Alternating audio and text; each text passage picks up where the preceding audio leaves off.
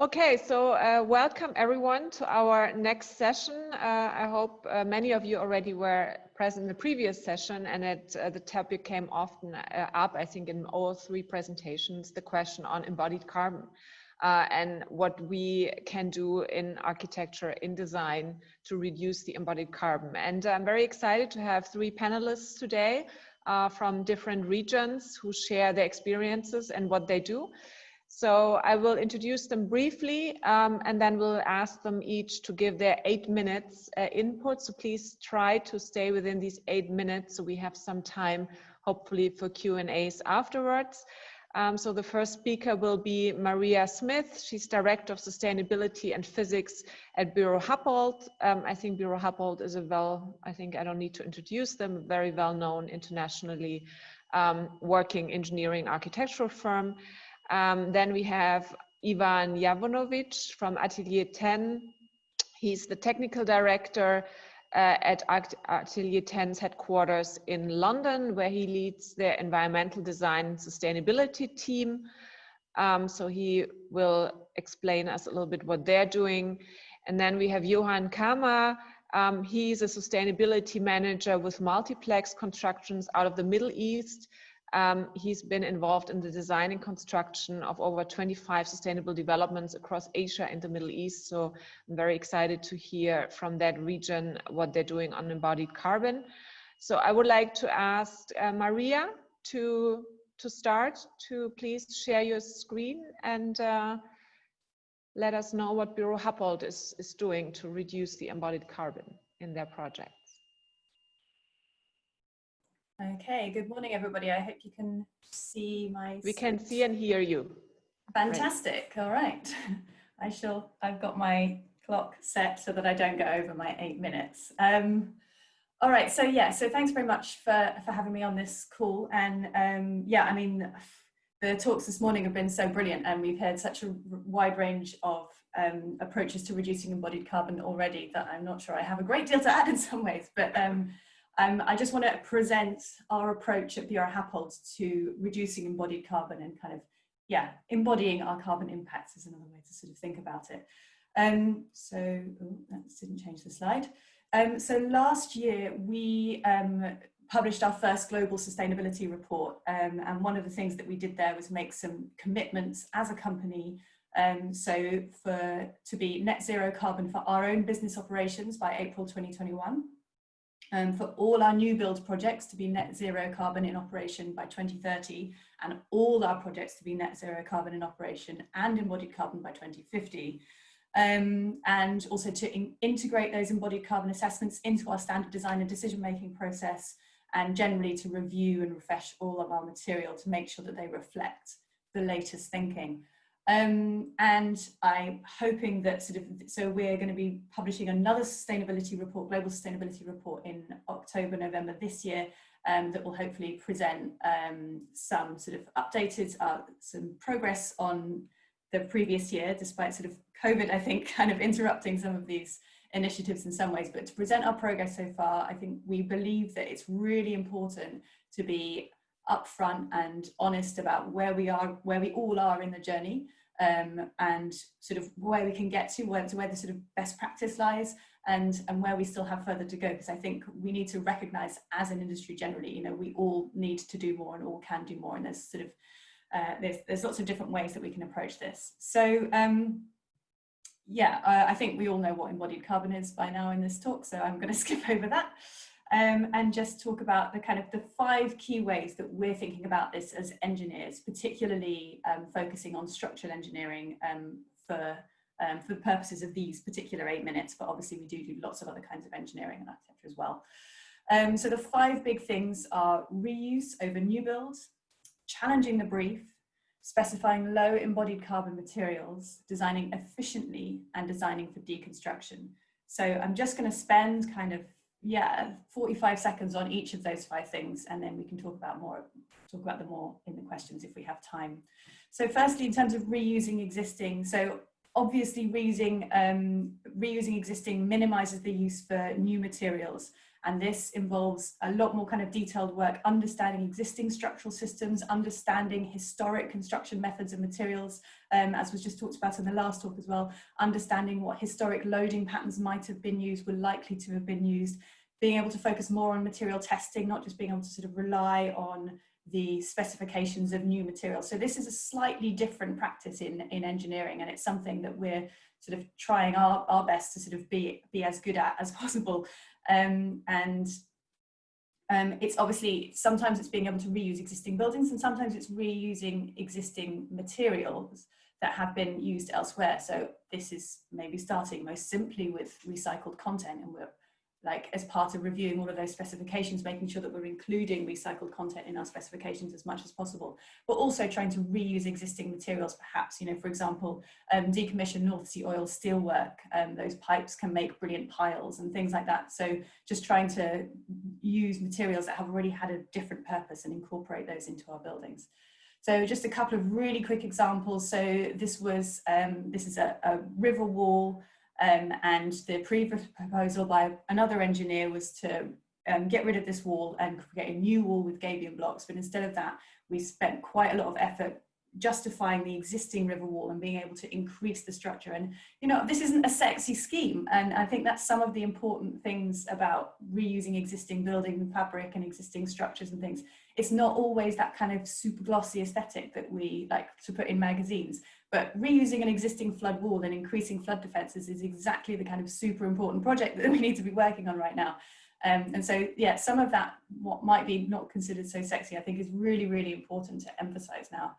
And this is another project that, again, like, not sexy. This is an existing hospital. And the reason that I'm showing you a picture of it, an existing hospital, is because what we did here was prove that we didn't need to build the extension that the client had asked for. Actually, all we needed to do was look at how the spaces were being used currently and change those around so that they were more efficiently used. And we didn't actually need to build a whole new extension. So we saved, obviously, you know, tons and tons of embodied carbon there. But again, you don't have the sexy glossy picture. So I think the way that we talk about the work that we do is really important in terms of reuse. And also because I will get fired if I don't mention the High Line, like obviously one of our most proud kind of reuse projects in New York. So then the second point was around challenging the brief. So the impact that we can make on embodied carbon is much, much larger right at the beginning of the project. And then it kind of goes down as you could go through the project. So, you know, there are things like, for example, do we really need to design to the loadings that are in certain codes? And this is a quick study that we've done, sort of looking at what do those loads really look like? Are you really going to have that many people in that room? You know, what are we really looking at here? And doing things like, so this is a research project that we did with a number of universities in the UK, looking at modelling vibrations. As we get to be designing more and more efficiently, we're not only designing for strength, but we're designing for stiffness, so against deflection, but also against vibrations. And so where these other factors start to become the defining factor, is become really, really efficient in terms of strength, we need to understand the impacts of things like, you know, deflection on finishes and on vibration on kind of human comfort. And so things like that become much more important. Obviously, specifying low embodied carbon materials is really important. And I just want to kind of skip across this morning, really, because we've heard loads of brilliant things about this already. And yeah, we look at this in loads of different ways through particularly our structures, and obviously including promoting the use of timber and its sequestration properties. But given that I only have a short amount of time, I'm going to skip ahead to this designing efficiently point. So we've done quite a lot of work looking at where the embodied carbon actually lies within a structure, and where we can make the biggest impacts in terms of changes to the design. And we found that floors, like floor slabs, are a huge carrier of that embodied carbon, and looking at different structural systems, like where we can reduce that. And I don't have time to go into all of this now, but the key message here is we need to reduce our column grids. This is it's much more efficient if we can reduce our column grids. So if everybody could just get their I Love Columns t-shirts out, please, and if we can just try to reduce those grids as much as possible, then we can, you know, it's a small thing, but we can actually make a big impact. And there's something that's been missing from that slide, sorry about that. But standards seem to be going the other way. They're pushing towards longer and longer spans so that you have that kind of flexibility and open plan aesthetic and things like that, but actually we need to fall back in love with columns because that can really help us reduce our embodied carbon. Okay. So, and then this was just a quick example. Oh, I have run out of time. A quick example of how where we've reused an existing building and also included reduced column spans in order to be able to reuse load some of that existing building fabric. And the final point is around design for deconstruction. That I think we all know what that means, but just thinking, you know, at the end, start with reusing existing building materials and then end with making sure that you're thinking about how the next person is going to come to this point. And can I just make one final very, very quick point, which is about the embodied impacts beyond carbon. It's brilliant that we're all thinking about embodied carbon. It's absolutely fantastic, but we just also need to think about the other impacts that we create elsewhere, remote from our sites when we're making those designs. So for example, around extractivism and pollution and noise and things elsewhere. So yeah, that's me. Okay.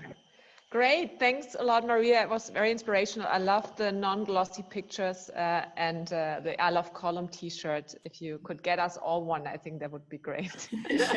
So thanks a lot. So coming to our next input from Ivan, I think, sorry, I always say it the German way would be Ivan. So Ivan. That's fine. Either way is fine. Either way. So the floor is yours. Your time for your input. Thank you. So just let me know you see my screen. Yes, we see it and we hear you well. Perfect. Okay. So I think this conference goes a long way to say that we are in the exciting times in more than one way. And I just want to share the sentiment with everyone that we've seen in the last year or two a massive uptake and impetus in the industry towards the zero carbon, including embodied carbon. And even us, the company like Buro Happold, who's in the industry been for many years in green buildings movement, we are sometimes overwhelmed with data, with interest, and I just wanted to have a short throwback to our projects and history to see what are the key triggers and drivers on our projects and clients that help others maybe get most out of their projects. I mean, we only had a handful of projects at the beginning of the green project movement. These were usually organizations and companies who had the sustainability at their heart, and importantly, they were also paying for their bills. So, you know, they were interested in their staff and reduction in energy, and sometimes they would go beyond it. This example too, you know, with Yale, who had many sustainable projects, they went to zero carbon, not knowing exactly what the right metrics are and what to do, and often using intuition of low carbon materials like timber and stone to reduce their impact. Then sometimes we get lucky and get a very educated client who approaches sustainability to a completely different way. And there are so many good lessons from this one we can share, including the fact that the site for this project wasn't selected upfront. We actually went to review a number of plots that we would evaluate against sustainability drivers and others, of course. And that, for example, has a massive impact on your foundations, on your building form and so on. And that, as Maria said, before you start designing, actually has a bigger impact than many of other decisions in design we can make. Another important lesson from this project, for example, was on embodied carbon. One of the early pioneers, trailblazers they were. They managed to embed, I mean, with other players in the team, embodied carbon in construction. So basically any change by contractor would have to be reported against the cost, value engineering, but also the carbon impact. So basically client would have a clear view whether to design to invest slightly more money, but save a massive amount of carbon. And that's something that I feel is probably something we all ought to be implementing on the project straight away. It doesn't have to be a deciding factor because other drivers like cost often are more important, but you know, this is a very simple move to start moving the rhetorics and decision making to the right direction. And in recent times, now the very sustainability era, we have a very clear metrics, very clear frameworks to work with the very ambitious clients who can deliver, you know, not just sustainable but regenerative buildings. And the important move in the last 2 years is that big majority of companies, commercial companies, started to embed this requirement for zero carbon and embodied carbon very seriously as part of their sustainability agenda. So now this is a very widespread movement and we are all overwhelmed. So, you know, it's an exciting time, but also there's a lot to be done. The really important movement we saw is that the big developers, especially in UK and London, you know, they started embedding this as part of their, you know, commitment for funding and for their performance monitoring. So now there's even no option for them but to deliver zero carbon buildings. And that's really the serious move that makes us all work towards the goal, and we have to achieve it. This would all be easy if we could maybe perhaps feel and see the carbon, but you know, the most of the challenges we face is actually how to communicate and explain the impacts that our decisions and design make. Because most of the stuff that we design, especially Atelier 10 in MEP engineering, you know, this is the kit that is hidden, and carbon that we emit is usually invisible. So most of the challenge is how to visualize and communicate this to various stakeholders. Luckily, we are now all gathered around the understanding that we can't avoid responsibility for all the impacts of the building. So the whole life carbon now luckily embodies both regulated energy and unregulated energy. And we also now understand that it's not just the carbon to build the building, there is also carbon for maintenance, replacement, and end of life. So we're starting to get a proper responsibility for our projects. We do know, as from previous calls, that embodied carbon will become a major component in our buildings' emissions through the lifetime. And especially, you know, because we need to act very soon by 2030, 2050, and especially if we go to energy efficient buildings. So visualizing this to the client has become an important part of our narrative. I guess, you know, we have a very long history and track record in communicating another invisible component of our building design, energy. So I guess that helps us in communicating across the teams how to break down the works on the embodied carbon. In the last year, probably there was more movement in the carbon field than anywhere before. And we are quite thankful that organizations like LETI and GLA have made some massive moves to define what the good looks like. You know, what are the performance targets for energy use, for embodied carbon we need to be hitting. So that straight away gathered the industry around, and we can start the project by setting the clear targets in terms of performance.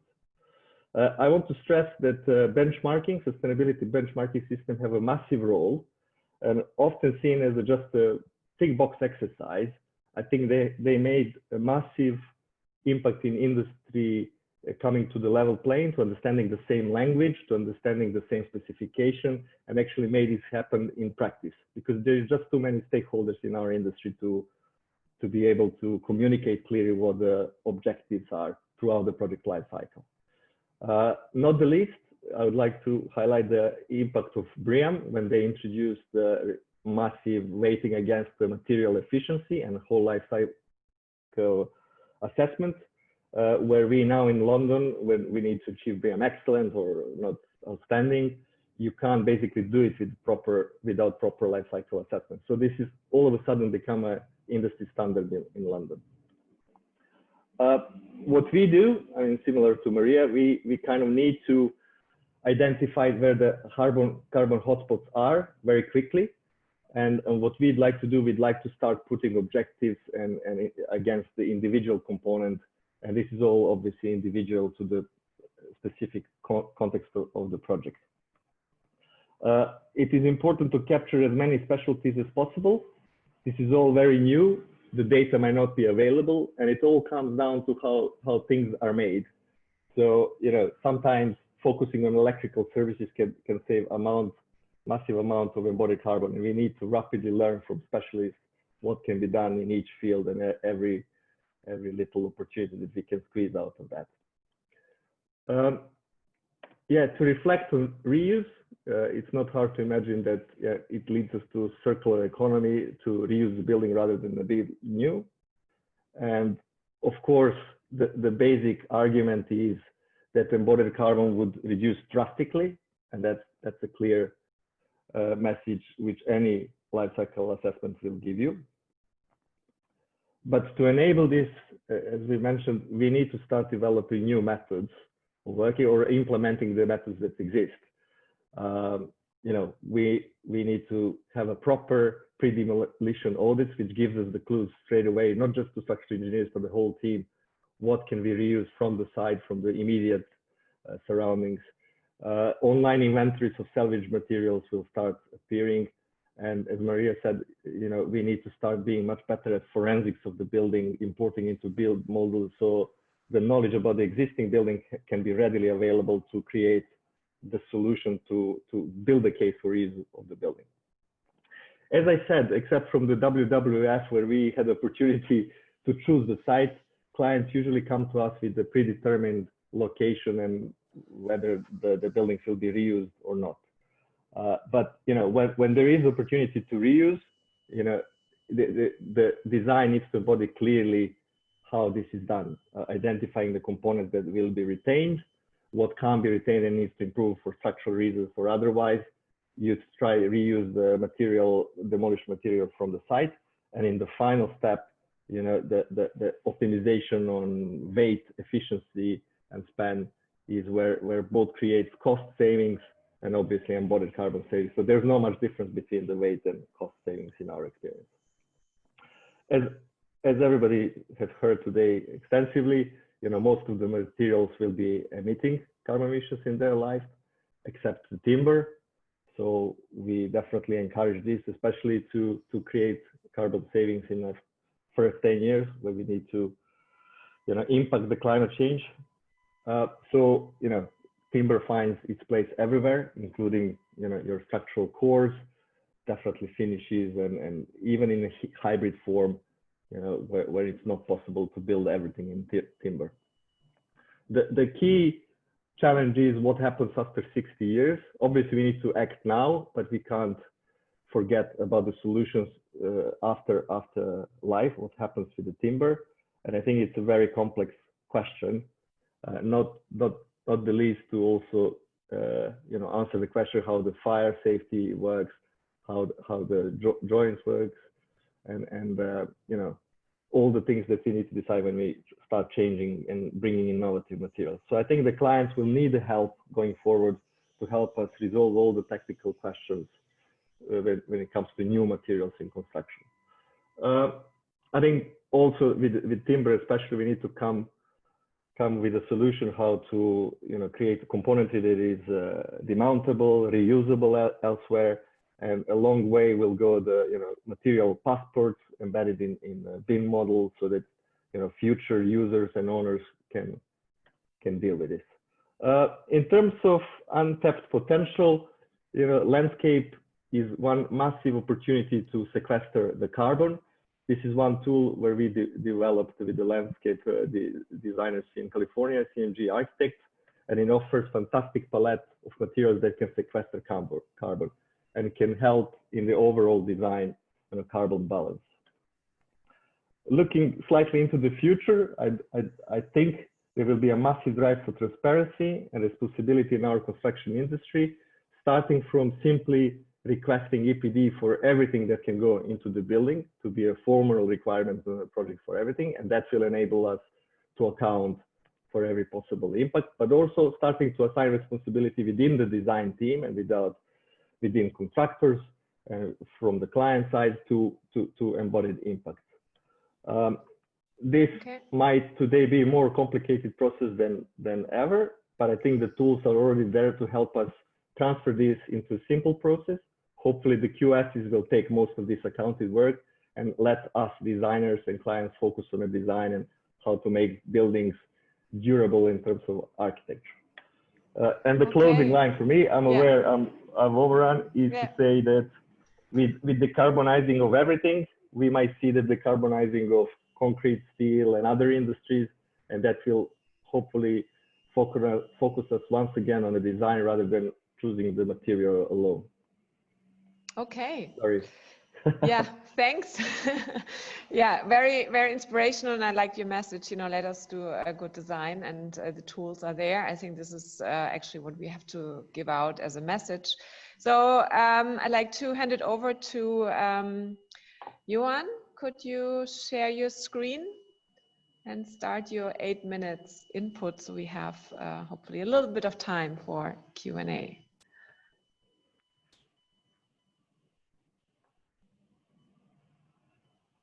Let me know when you can see my screen. Yes, we can, and we can hear you. Perfect. You can start. I'm just gonna... thank you everyone for being here today for a very important dialogue. I'm gonna quickly run through a process any organization can take to advancing towards net zero carbon. The first and foremost step what an organization should be taking is to set an ambition. We did that with committing to the science-based targets in Europe and Middle East.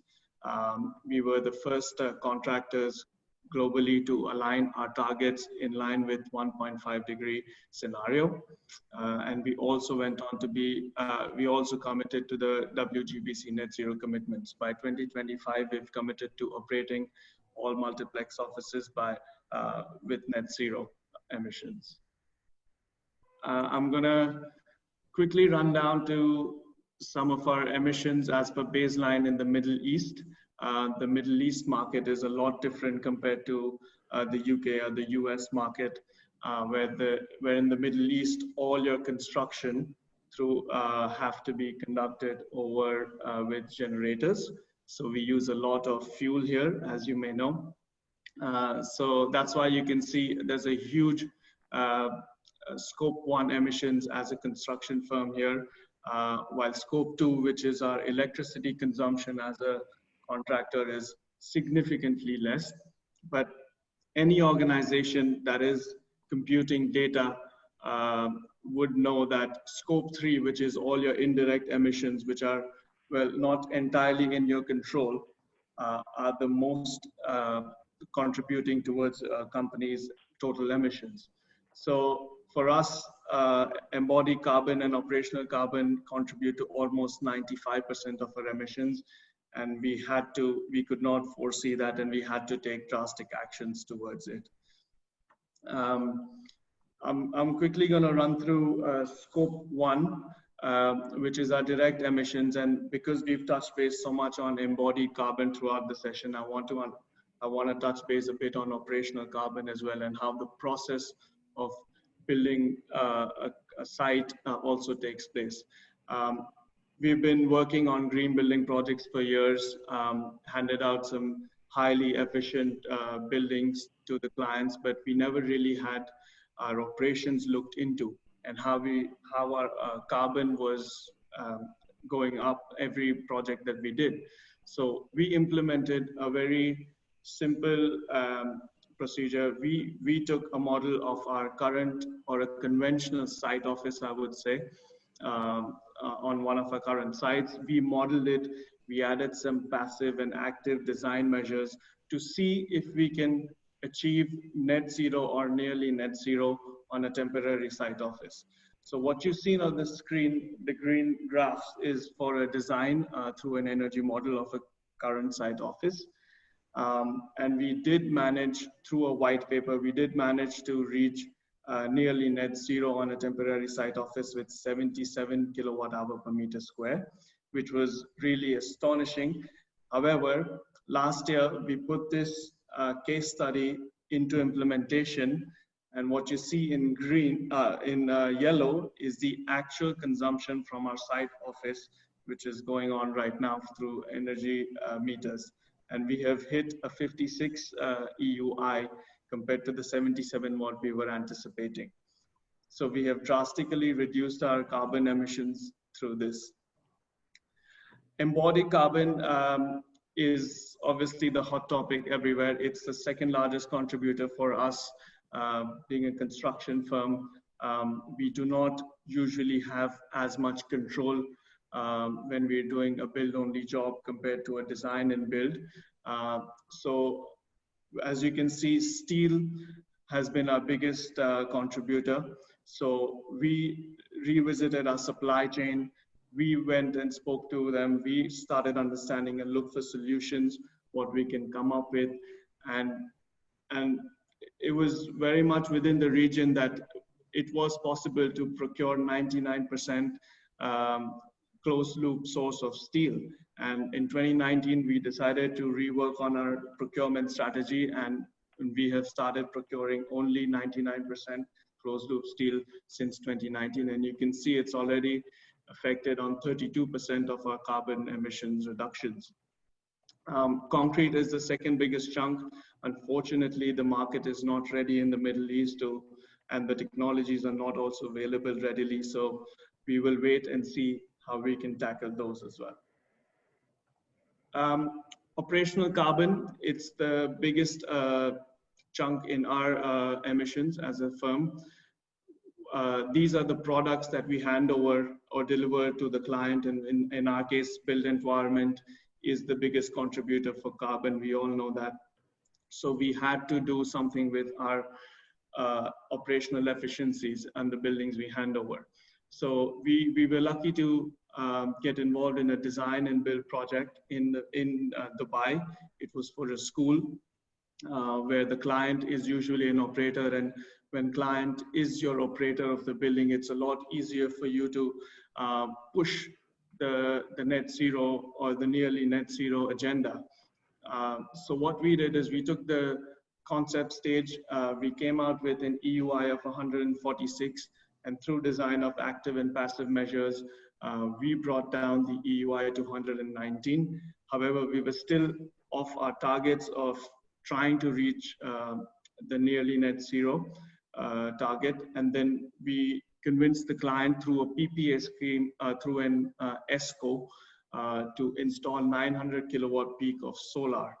And by next year, by this time, hopefully we should have our first nearly net zero school in the region up and running. The interesting fact is for the first 2 to 3 years when the building is not at the full capacity, it will pretty much be a net zero as well. We've had a lot of other initiatives that we've been running through, but I don't have time to touch base on that. So I'm just going to jump into how we've progressed from our baseline of 2018 to 2019. We've already reduced 22% of our carbon emissions through a set of initiatives that we've done. And we're only going to get better with as and how time and technology evolves. Some of the future opportunities that we are looking into as a firm, we would like to explore the opportunity of electric buses. It's not readily available in the market right now. However, we are in talks with a couple of firms to move our entire workers fleet to electric buses, which will also be charged through solar power stations.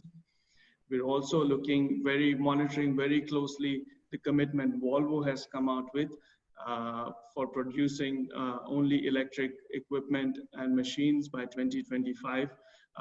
We would love to see where they head with that and when the market is ready to accept the technology here. And obviously compressed natural gas and biofuel for our site operations in lieu of diesel is something that we're also looking at.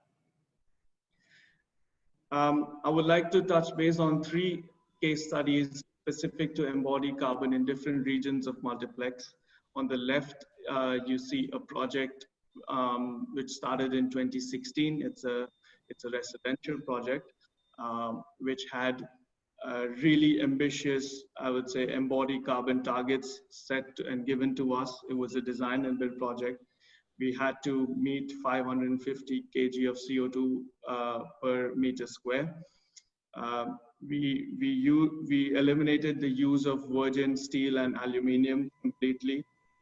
We used modular MEP systems. We used pod systems for our toilets and our kitchens, which were prefabricated on a site somewhere and then just brought on and put in directly. So there was no wastage on site. We also reduced our block work by 22% and replaced it by drywall system. And eventually it helped us achieve 30% reduction over the target what we had.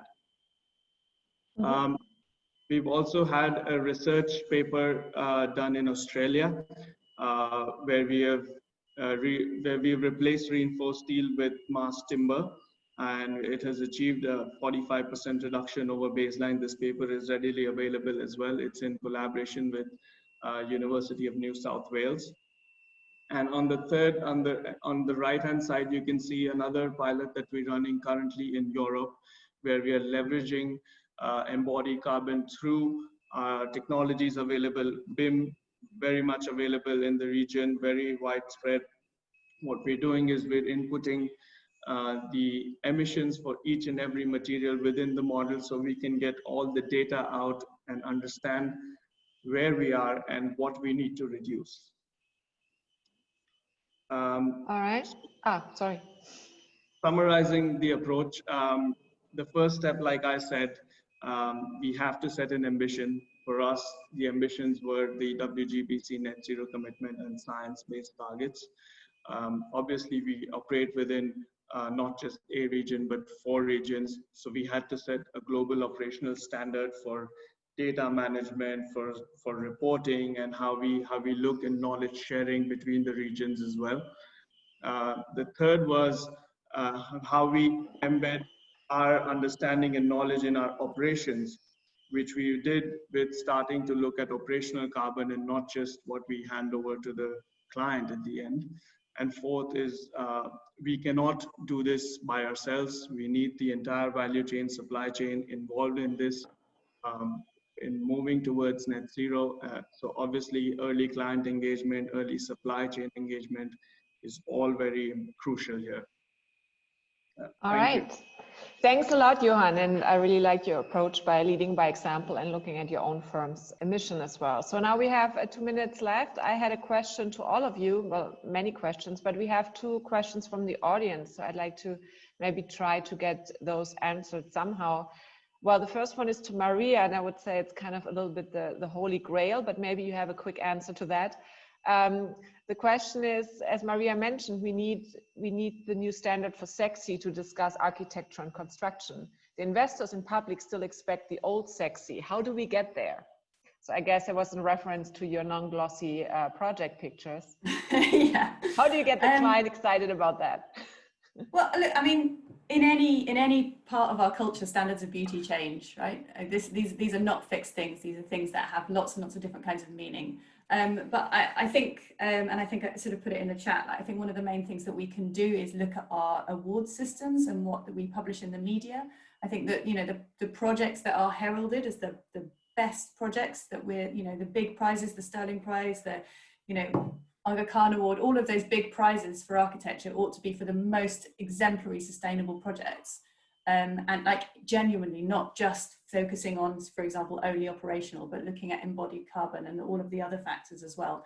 And I think if we started only awarding to those sorts of projects, then we would start to see the aesthetic of what we saw to be the most celebrated projects start to shift. But I mean, there are loads and loads of really beautiful low embodied carbon projects, of course. But I think that sometimes some of the best things that we can do is, you know, turns out to be physically almost nothing. And I was really excited to see that this year in the Institute of Structural Engineers Awards, that there's this new category for, I think it's called something like minimal intervention. So it's just thinking like, where have you actually, through your analysis and your clever engineering, have you managed to sort of make a very, very tiny intervention in order to unlock a project? So I think, yeah, it is changing, but I guess we just have to all like promote it in our own ways. Yeah. Yeah, I think we all have to promote it. And yeah, I like the idea with maybe a different kind of architectural award. Maybe we could give that to Ed and his amazing team, you know, Architecture 2030. Maybe that could be something to launch a new kind of sustainability award. So unfortunately, our time is up.